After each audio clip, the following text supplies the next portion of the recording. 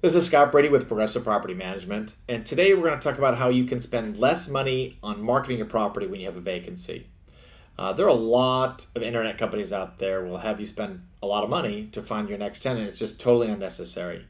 We're going to talk about the different ways you can spend money wisely to find the best possible tenant. So first, at our company, we use the multiple listing service, or the MLS.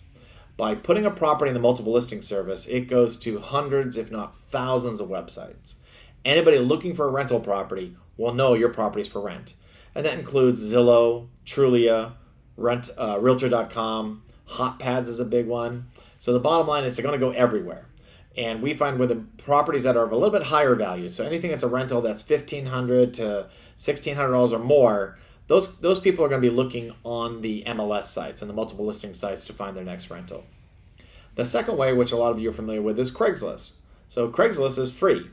Whereas the multiple listing service, you have to offer compensation to the agent who may bring the next tenant. It can be as little as $1, but typically you're going to see $300, $400, $500 on there. So it's going to cost you a little bit of money to pay the other agent.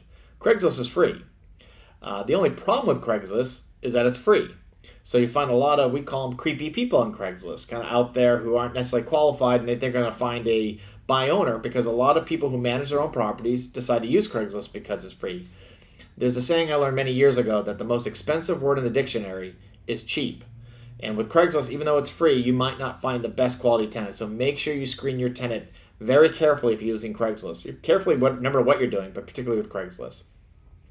And the last way, which is probably very common in this market, it's very good, is yard signs, word of mouth, Facebook. It's such a hot rental market in Southern California that a sign could be good enough.